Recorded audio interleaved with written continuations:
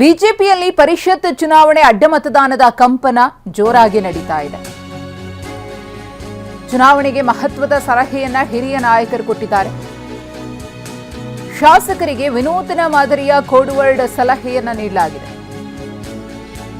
ಇದು ಹಿರಿಯ ನಾಯಕರು ಸಲಹೆಯನ್ನ ಕೊಟ್ಟಿರುವುದು. ಶಾಸಕರಿಗೆ ಕೋಡ್ ವರ್ಡ್ ಅನ್ನ ಕೊಡುವ ನಿಟ್ಟಿನಲ್ಲಿ ಇಂತಹ ವ್ಯಕ್ತಿಗೆ ಮತ ಹಾಕಲು ಕೋಡ್ ರೆಡಿ ಮಾಡಿದ್ದ ಬಿಜೆಪಿ ರಾಜ್ಯ ನಾಯಕರು ಹಿರಿಯ ನಾಯಕರ ಸಲಹೆಯನ್ನ ಕಡೆಗಣಿಸಿರುವ ಆರೋಪ ಇಲ್ಲಿ ಕೇಳಿಬಂದಿದೆ.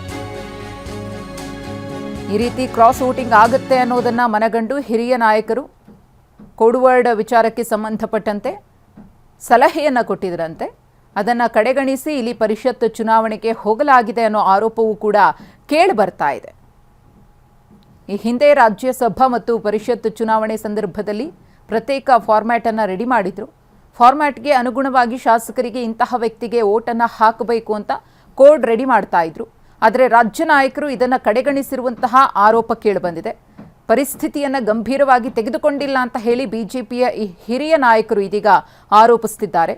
ಸಂಖ್ಯೆ ಕಡಿಮೆ ಇದ್ರೂ ರೆಸಾರ್ಟ್ಗೆ ಕರೆದುಕೊಂಡು ಹೋಗೋದಕ್ಕೆ ಪ್ಲಾನ್ ಮಾಡಲಿಲ್ಲ. ಮತದಾನದ ಬೆಳಗ್ಗೆ ವಿಪ್ ಅನ್ನ ಜಾರಿ ಮಾಡ್ತಾರೆ. ಇದೆಲ್ಲವೂ ಕೂಡ ಎಲ್ಲೋ ಒಂದು ಕಡೆ ಅಡ್ಡ ಮತದಾನ ಆಗೋದಕ್ಕೆ ಪ್ರಮುಖ ಕಾರಣ ಆಯಿತು. ಯಾರದ್ದೋ ಕುತಂತ್ರ ಇರಬಹುದು ಅನ್ನೋ ಅನುಮಾನವೂ ಕೂಡ ಇಲ್ಲಿ ಪಕ್ಷದ ಒಳಗಡೆನೆ ವ್ಯಕ್ತವಾಗ್ತಾ ಇದೆ. ಈ ಕುರಿತು ಮತ್ತಷ್ಟು ಮಾಹಿತಿಯನ್ನು ಕೊಡ್ತಾರೆ ನಮ್ಮ ಪ್ರತಿನಿಧಿ ಹರೀಶ್ ನೇರ ಸಂಪರ್ಕದಲ್ಲಿ. ಹರೀಶ್, ಅಡ್ಡ ಮತದಾನ ಬಿಜೆಪಿಯಲ್ಲಿ ಯಾವ ರೀತಿ ಸಂಚಲನವನ್ನು ಸೃಷ್ಟಿ ಮಾಡಿದೆ ಅನ್ನೋದನ್ನು ಗಮನಿಸ್ತಾ ಇದ್ದೀವಿ. ಇನ್ನು ಸತ್ಯಶೋಧನಾ ಸಮಿತಿಯ ರಿಪೋರ್ಟ್ ಕೂಡ ಸೋಮವಾರ BY ವಿಜಯೇಂದ್ರ ಅವರ ಕೈ ಸೇರುತ್ತೆ. ಇದರ ನಡುವೆ ಮತ್ತೊಂದು ಮಹತ್ವದ ಮಾಹಿತಿ ಗೊತ್ತಾಗಿದೆ. ಹಿರಿಯ ನಾಯಕರು ಕೋಡ್ ವರ್ಡ್ ವಿಚಾರಕ್ಕೆ ಸಂಬಂಧಪಟ್ಟಂತೆ ಕೊಟ್ಟಂತಹ ಸಲಹೆಯನ್ನ ನಿರಾಕರಿಸಲಾಗಿದೆ ಅಥವಾ ಅದನ್ನು ನಿರ್ಲಕ್ಷಿಸಲಾಗಿದೆ ಅಂತ ಹೇಳಿ. ಹೌದು ಮಧುಶ್ರೀ, ಇತ್ತೀಚೆಗೆ ನಡೆದಂತಹ ವಿಧಾನ ಪರಿಷತ್ ಚುನಾವಣೆಯಲ್ಲಿ ಬಿಜೆಪಿ ಮುಖಭಂಗವನ್ನು ಅನುಭವಿಸಿರುವಂತಹದ್ದು. ಬಿಜೆಪಿ ತನ್ನ 2 ಅಭ್ಯರ್ಥಿಗಳನ್ನ ಗೆಲ್ಲಿಸಿಕೊಳ್ಳಲಿಕ್ಕೆ ಸಾಧ್ಯ ಆಗಿದ್ರು ಕೂಡ ಬಿಜೆಪಿಯ ಶಾಸಕರು ಅಡ್ಡ ಮತದಾನ ಮಾಡಿರುವಂತಹದ್ದು ಸ್ಪಷ್ಟ ಆಗಿದೆ. ಕಾಂಗ್ರೆಸ್ನ ಅಭ್ಯರ್ಥಿಗೆ ಮತ ಹಾಕಿರುವಂತದ್ದು ಕೂಡ ಇಲ್ಲಿ ಸ್ಪಷ್ಟ ಆಗಿರುವಂತಹದ್ದು.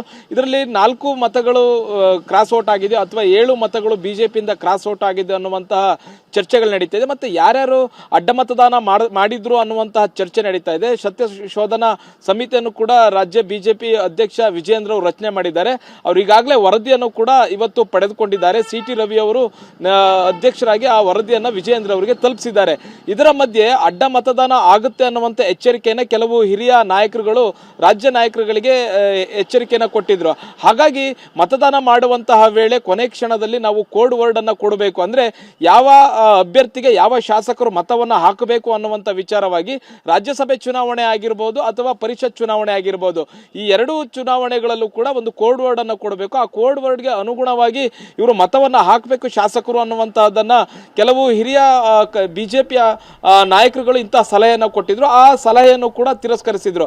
ಬಹು ಮುಖ್ಯವಾಗಿ ಕೆಲವೊಂದಿಷ್ಟು ನಾಯಕರುಗಳು ಕೂಡ ಹೇಳಿದ್ರು ರಾಜ್ಯ ನಾಯಕರಿಗೆ, ಇಲ್ಲ ಅಡ್ಡ ಮತದಾನ ಮಾಡಿಸ್ಲಿಕ್ಕೆ ಕಾಂಗ್ರೆಸ್ನಿಂದ ಪ್ರಯತ್ನ ನಡೀತಾ ಇದೆ, ಬಿಜೆಪಿ ಶಾಸಕರನ್ನ ಸಂಪರ್ಕ ಮಾಡಿರುವಂತಹ ಪ್ರಯತ್ನಗಳು ನಡೀತಾ ಇದೆ, ಹಾಗಾಗಿ ಅವ್ರನ್ನ ರೆಸಾರ್ಟ್ಗೆ ಶಿಫ್ಟ್ ಮಾಡಬೇಕು ಅನ್ನುವಂತಹ ಕೆಲವು ಸಲಹೆಯನ್ನ ನಾಯಕರುಗಳು ಕೊಟ್ಟಿದ್ರು. ಆ ರೆಸಾರ್ಟ್ಗೆ ಶಿಫ್ಟ್ ಮಾಡಿ ಶಾಸಕರನ್ನ ಒಗ್ಗಟ್ಟಾಗಿರಿಸಿಕೊಂಡು ಅವರಿಗೆ ಒಂದು ರೀತಿಯಾಗಿ ಆತ್ಮವಿಶ್ವಾಸವನ್ನು ತುಂಬಿ ಮತ್ತೆ ಏನು ಅಡ್ಡ ಮತದಾನ ಮಾಡದಂತೆ ಅವರಿಗೆ ಒಂದು ಭರವಸೆಯನ್ನ ನೀಡುವಂತಹ ಪ್ರಯತ್ನವನ್ನು ಕೂಡ ರಾಜ್ಯ ನಾಯಕರುಗಳು ಮಾಡಲಿಲ್ಲ. ಮತ್ತೆ 28 ಮತಗಳು ಒಂದು ಅಭ್ಯರ್ಥಿ ಗೆಲ್ಲೋದಕ್ಕೆ ಬೇಕಾಗಿತ್ತು. 30 ಮತಗಳನ್ನು ಕೊಟ್ಟು ಹೆಚ್ಚುವರಿ 2 ಮತಗಳನ್ನು ಕೊಟ್ಟರು ಕೂಡ ಏನು ಓರ್ವ ಅಭ್ಯರ್ಥಿಗೆ ಬಿಜೆಪಿಯ ಓರ್ವ ಅಭ್ಯರ್ಥಿಗೆ 1 ಮತ ಕಡಿಮೆ ಆಗಿರ್ತಕ್ಕಂಥದ್ದು.